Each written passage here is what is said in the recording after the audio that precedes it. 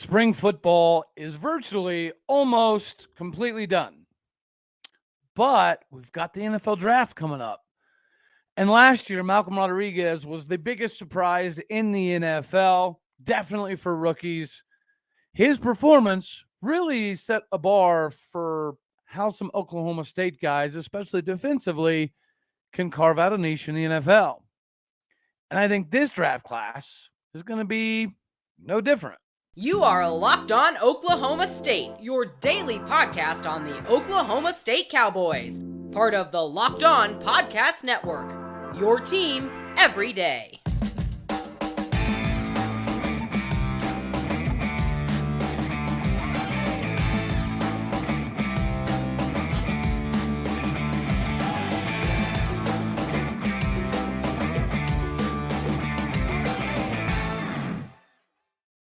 Howdy, y'all, and hello, all. Welcome back to Locked On Oklahoma State, your daily stop for all things Cowboy and Cowgirl related. My name is Cody Stovall. I want to thank you kindly for stopping by to make this your first listen here on Locked On Oklahoma State. You can find me on Twitter at Aldeo State. We are available on YouTube as well as every single podcasting platform. As we shift out of spring and kind of discuss the MVPs and position group wise, who kind of shined, who was a surprise, who are we anticipating doing more. But before then, we've got the NFL draft coming up. And although I'm sure you're aware that we don't have a lot necessarily cooking in this draft, but a lot of people said the same thing last year. There wasn't very many people that anticipated Devin Harper making a roster. He carved himself out a nice little role in Dallas. Malcolm Rodriguez obviously took the world by storm, not only through Hard Knocks, but through his performance in the entirety of the season. So what other Cowboys are currently in the NFL? And then as far as the guys that went through Pro Day that will be going through the draft process, what are some of the likely outcomes or at least possibilities for a good number of these guys? Because, again, it's going to be somewhat like times in the past where you have O-State guys go in the later rounds that end up not only doing something productive, but hanging on and having a pretty lengthy NFL career, even if it's not necessarily – all the bells and whistles and triumphs all across the board. So let's go over a few Cowboys that were on NFL rosters this previous season and kind of where they stack up in regards to their time at Oklahoma State, their time in the NFL, and what guys we have coming through the process this season. All right, so somebody that was a surprise, I think probably to most, that has been able to carve out as much of a role in the NFL as he has been able to is Vincent Taylor. Vincent Taylor did a lot of really cool stuff with the Dolphins, did a lot of pretty cool stuff with the Bills. And, he did a lot of really cool stuff in the beginning with the Texans. And I really like where he's at. And after being with the Texans, most recently, he goes to the Falcons, gets a pretty good deal. Right? Orchestrates a pretty nice deal in it for himself. And then he comes down with a bunch of injuries. There's not a lot you can do about it, but he's been in the NFL long enough now that, from 2017 to now, that's a very impressive career. Whether he's able to recuperate from this most recent round of injuries and surgeries, who knows? But if anybody said going into his NFL career that he was going to be able to carve out this many years, I don't think that would have been an accurate assessment by whoever's saying that they foresaw him having this long of a career. So he's been able to do a lot. His rehab is going to be interesting. It's going to be kind of interesting to see if he comes back this year and what he looks like. But nonetheless, he's carved out way more of a role than any of us ever thought that he really would. especially when you're talking about, going in the 6th round, right? Justice Hill, he's always been in the background there with the Baltimore Ravens, primarily because they've had an insanely loaded backfield for the last few years. Not to mention you have Lamar Jackson there that is a pseudo running back by himself. He just signed another 2-year contract, so he's still somebody that the Ravens very, very much believe in, even if it's just going to be a special teams gunner type of guy, or it's going to be the 2nd or 3rd running back on the roster. He may never be a full-time, all-down, everyday starter, but nonetheless, the Ravens clearly like him in the position he's in, and they like him enough to continue to keep giving him money so he doesn't go anywhere. Another one of his buddies there at the Ravens is going to be Tylan Wallace. Very comparable story. They were both 4th-round picks, right? And they've both kind of been hiding in the background. Tylan Wallace got a few opportunities last year, made a few really cool catches that ended up on a highlight reel type of thing. But again, dealt with a little bit more injuries. Wide receiver is a position that the Ravens are definitely looking at for this draft cycle. What that means for Tylan Wallace, obviously, it remains to be seen. But nonetheless, he's still going to be able to carve out a nice little role for himself in the NFL. Even if it's just a backup type of role, he'll have a long career because he's obviously that talented. Somebody else that that the team that he's with currently is very high on him is going to be Chuba Hubbard. Chuba Hubbard, he's really gotten a lot of opportunities when Christian McCaffrey got injured. And he performed pretty well. And then same goes for this previous season. Got some opportunities. And then Christian McCaffrey got traded over to the San Francisco 49ers. And everybody assumed that it was going to be Chuba's job 100%. But D'Onta Foreman's kind of crept in there. And they seem to be splitting roles. Now D'Onta Foreman is a free agent right now, while Chuba Hubbard's still very much under contract with the Panthers. So it appears to be him being the leading running back coming into this season, but a lot can change, and it depends on what they do contractually with the backup situation. But nonetheless, Chuba Hubbard, he's looking good. He really just needs a line that's going to help him out because he's got to have open field, right? And in order to get open field, he's not going to make a bunch of people miss behind the line of scrimmage, kind of like a Justice Hill will. But when he gets an open field, he's an absolute nightmare. Somebody who is very interesting, 2nd-round pick, Tevin Jenkins of the Chicago Bears.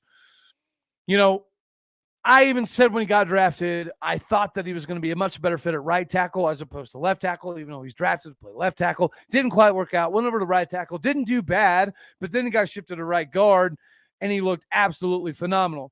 Now they've went and got in Davis from the Tennessee Titans to play right guard. So now Tevin Jenkins is going to shift over to play left guard. But with as good as he played right guard last season and as versatile as he clearly is, there shouldn't be any issues. So they're still pretty high on Tevin Jenkins. They're still pretty happy there.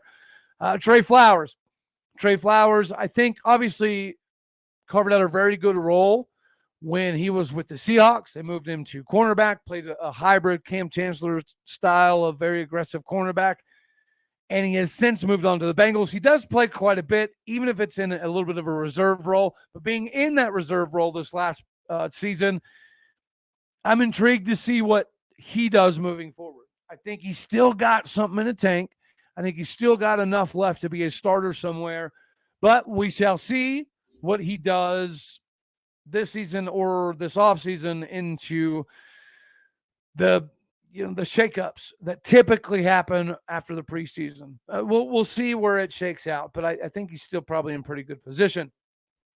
A fun way that you all can make sure you're putting yourself in a pretty decent position moving forward is by downloading the FanDuel app. It is America's #1 sports book, and y'all know that we love our baseball. And good job, Cowboys, on sweeping the Jayhawks. We absolutely had to have that to continue to stay up there in the race of the Big 12. So we appreciate that. Didn't have any grand slams, didn't have any no-hitters, but we did have quite a few double plays, had quite a few doubles, had a few triples. We looked pretty good. We're still giving up way too many runs, but nonetheless, it is America's #1 sports book over at FanDuel. And new customers can step up to the plate today with the no-sweat first bet. It's up to $1,000 back in bonus bets if your first bet does not win. Go to FanDuel.com/lockedon to sign up today, place your first bet, and get up to $1,000 back in bonus bets if your first bet doesn't win. Don't miss your opportunity to get that $1,000 back in your no sweat first bet at FanDuel.com/lockedon. Go there now to sign up. Again, that is FanDuel.com/lockedon. FanDuel, the official partner of Major League Baseball. All right, as we continue to kind of dive into some of the guys that we know have been able to represent very, very well in the NFL. Another one who's just kind of bounced around up and down, had some highs, has a lot of lows, unfortunately, was A.J. Green. Cornerback still potentially may have some possibilities. Him being active on a roster, to me, I thought was even ironic because at one point in time, he'd been sent home for a couple of years. So it's nice to see him still kind of maintaining some semblance of a footing to keep his opportunity. We talked a little bit about Devin Harper. It was like a redshirt year for him. He did a lot more than he was anticipated to do, carved out a very good role in special teams, and it looks to be potentially in a good spot moving forward because the Cowboys have multiple guys like Van Der Esch that is in a free agent capacity. They've got a couple more linebackers that are free agents at the moment. Devin Harper's still obviously going to be on the rookie contract, so he can take that next step. He's going to be able to carve out a very good role for himself next season. Malcolm Rodriguez is the dude. Right now, he's like maybe the GOAT for Oklahoma State linebackers as far as their success goes in the NFL instantaneously. Amen Mbagmamiga still been able to stick with the San Diego Chargers. He's been relegated to more of a backup role, more of a special teams role, but coming from Canada, he's really been able to shed a lot of light on some of the possibilities for Canadian football players, and he's still very heavily involved. So I think that in and of itself is pretty good. He'll have the opportunity to do a lot more in the NFL, or if he chooses to go to the CFL route. Same with Chris Lacy. I'm kind of surprised that he hasn't gone the CFL route. He's bounced on and off the practice squad for the Raiders since his beginning of getting in. He did the same thing with the Lions, on, off. But again, got a lot of talent, could do a lot in some of the other professional realms. But it's nice to see him still get some opportunities here and there. Emmanuel Ogbah. Dolphins very, very, very high on him. Just signed a new contract recently. Did not perform up to the contract, again, because of injuries.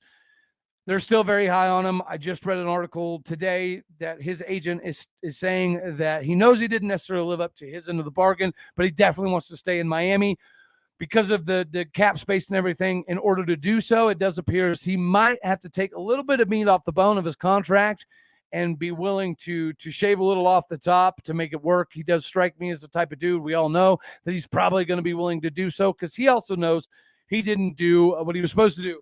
Rodarius Williams, a cornerback that was also chosen in the 6th round. He started off, made a massive splash in an even bigger pond and carved out a starting role as a rookie. And then he had a big injury. Last year, he was able to battle back halfway through the season, got a decent amount of playing time, and it kind of filtered off there towards the end. I know he personally wasn't happy with the amount of playing time he was getting to go from being a starter to relegated as a backup after dealing with those kind of injuries and returning in the time that he did. I know there's still some meat on the bone left for him, so I'm excited to see what he does next. Josh Sills, kind of a sad story, right? He worked his way onto the roster from an unsigned free agent position. Not only did that, carved out a starting role, was doing phenomenal, got himself in some trouble, became the butt of a bunch of jokes and a bunch of memes. And it's kind of sad to see his fall from grace after coming from basically obscurity up to where he had. Somebody who's been stuck in obscurity is Mason Rudolph. I don't care what anybody says. Mason Rudolph has not gotten a fair shake in Pittsburgh. Yeah, he's had some opportunities, but at the end of the day, he has not realistically got enough of an opportunity. They bring in this bum, Mitch Trubisky, who's not better than Mason Rudolph. They put all their eggs into this rookie because he's from Pittsburgh. I get it. It's a really cool story, but he also, Kenny Pickett, is not significantly better than Mason Rudolph. Obviously, the ceiling's going to be brighter, but I wish the Steelers would just get rid of his tail, because even if he's not going to be a starter somewhere, he very well could be a number 2. He very well could be a Seneca Wallace or a Chase Daniels and have that type of career. And I think Mason Rudolph would be somewhat okay with that. That's a pretty daggone good living. But what Mason Rudolph is not is a third stringer in the NFL. So hopefully he gets that fixed, and or they allow him to go somewhere to let his peacock feathers fly. Jaylen Warren, it's sad to see what the Steelers have done to Mason Rudolph, when on the other hand, they have Jaylen Warren, who came at Oklahoma State last year as a pretty big surprise, transfer in from Utah State, where he didn't get a crap ton of playing time. And he wanted more opportunity. The body by glass did wonders for him. He was able to improve his quickness, his side to side, his lateral speed, which he knew that's what was basically the biggest part of his game that he was lacking. And he improved on all of that. He's done very well with the Steelers, and he appears to be sitting pretty to continue to take that role, whether it be the starter or the 1B guy. It's going to take a lot for him to get past. Tyron Johnson, speedster. He's a guy that he gets opportunities, does crazy stuff, gets paid more money, gets traded, whatever, gets bigger opportunities, and then he regresses. And then he gets a random opportunity and does a lot of crazy stuff again, gets more money, gets traded, and then he regresses. This seems to be a trend with Tyron Johnson. I do think that he's going to be able to finally fit here with the San Francisco 49ers. I did think he was a really good fit with the Raiders, but clearly it didn't work out. So between the Raiders and the Chargers, he's kind of been bounced around and had some productivity. But I think with the 49ers, they've got a plan for him. I'm excited to see what he does. He's there with our main man, Tay Martin, who, again, hasn't really got a lot of playing time on the field, but was able to stick with the roster last year. Did get relegated to some of the practice team stuff and then bounced around back and forth. Christian Holmes, very good story, right? Came to the Washington Commanders. They had some issues at the cornerback position. He was viewed as a project, right? 6th, 7th round range where you're not going to be pegged to stick around. Not only did he stick around, but he got a significant amount of playing time, enough playing time for him to be able to carve out a starter role because he did get starter levels of minutes. And so now he's been able to adapt his physicality and the mental side of it to the NFL, which makes a very good representation of some of the people that have come through Oklahoma State recently that were on NFL rosters last season.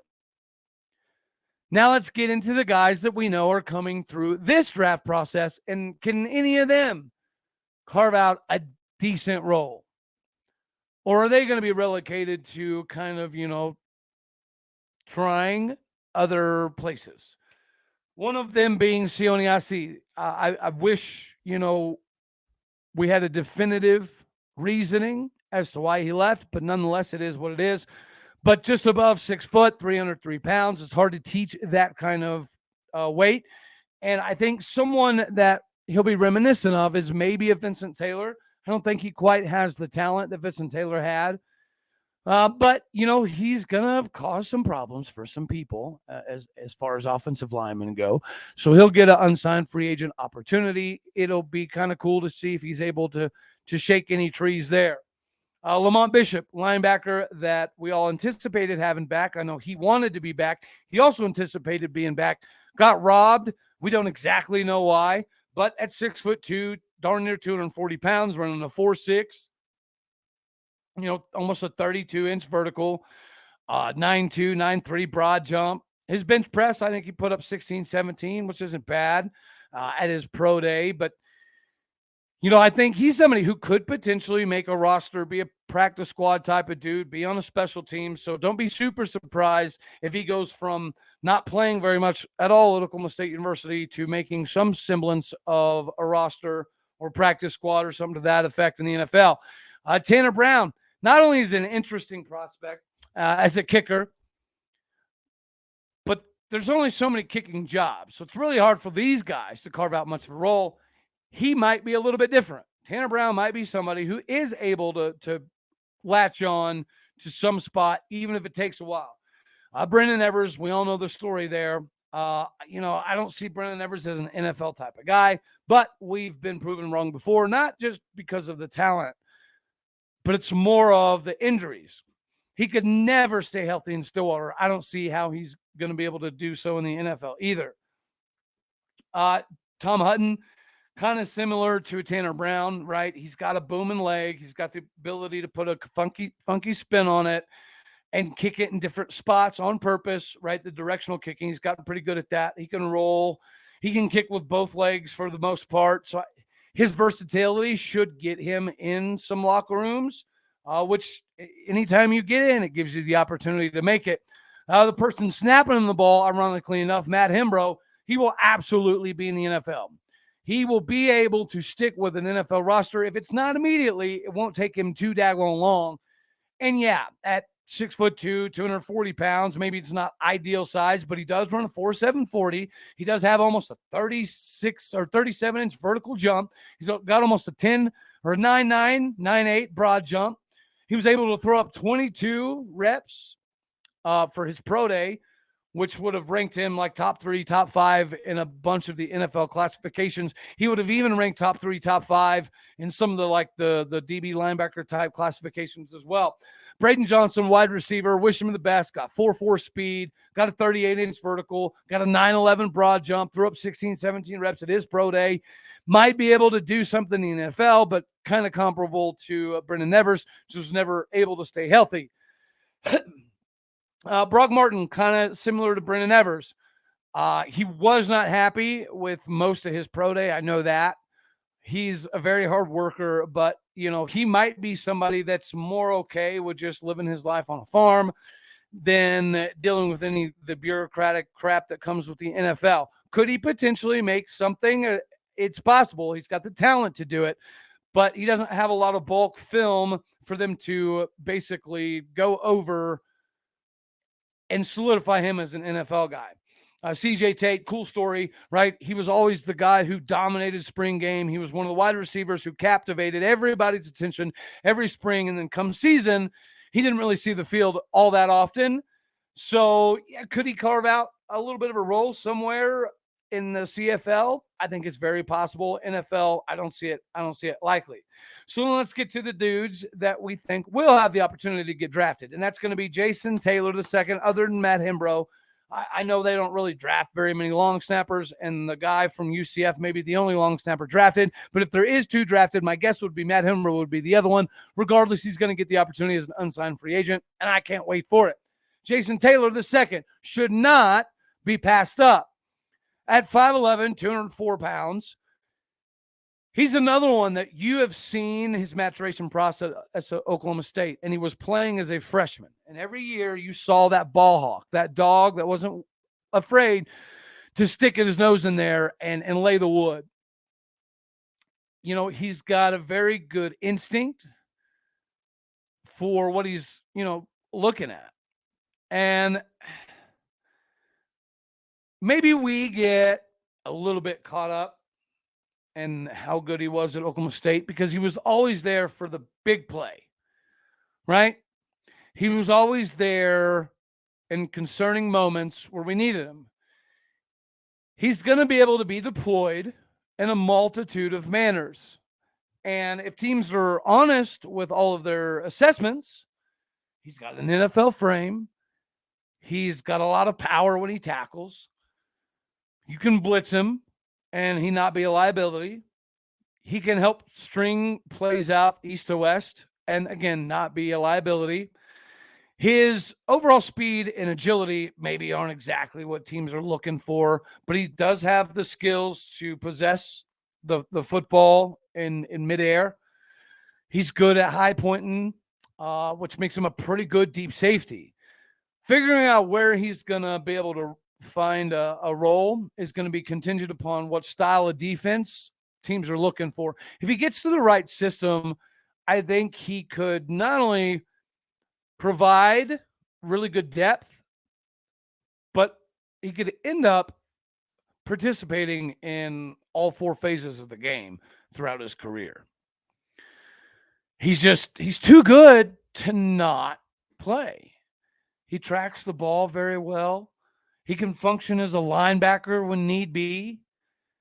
Sometimes he gets his feet crossed up, gets his hips a little bit out of position. And when that happens, he doesn't necessarily have the top end speed or the recovery capabilities that you're looking for in a true DB.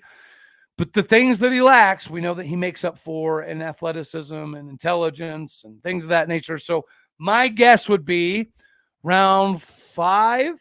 I'm going to say round 5 with Jason Taylor. I think round 4 is a possibility. I think anything outside of round 4, round 5 makes him a steal. I have seen some prognostications have him in the round 7 range. I don't necessarily buy that. I think that he very well could be off the board as early as round 4. NFL draft prospect grade is like a 5.92, which classifies him as an average backup or a career special teamer. I do think he'll do a little bit more than that. I think that may be some of the reason that his draft stock is a little bit all over the place.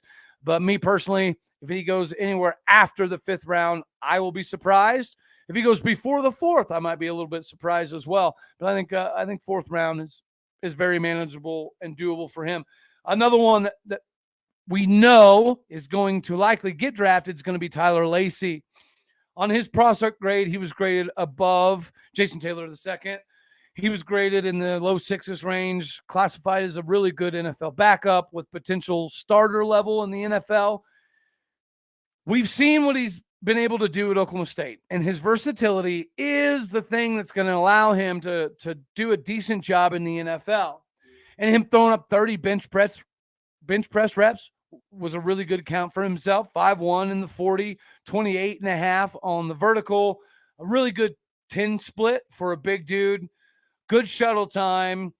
He's NFL ready with his frame, his athleticism, and I think some of his athleticism doesn't exactly jump off the page because he's been rotating at multiple positions at Oklahoma State. When he goes to the NFL, that versatility that may have been viewed as a little bit of a weakness in college will now be viewed as a strength when he gets to the league. He will be somebody that we see quite often at some point in time in his NFL career. So is he another one that's projected in the 5th, 6th round? I'm seeing a lot of that, but he's somebody else that kind of like Jason Taylor II, I believe will be off the board in the 4th, 5th round. And even that 4th, 5th round designation, Tyler Lacy will most likely be deemed as a steal, or at least he should be. We'll see how it shakes out.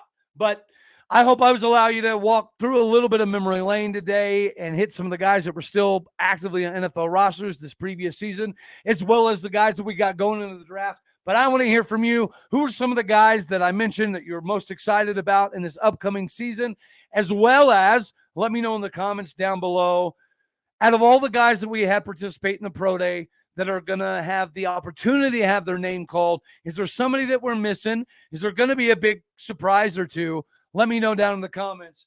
Until then, that's all we got for this one. As always, I love you all. God bless. Go Pokes. And thank you for making this your first listen here on Locked On Oklahoma State. Until next time. All righty, y'all. Later.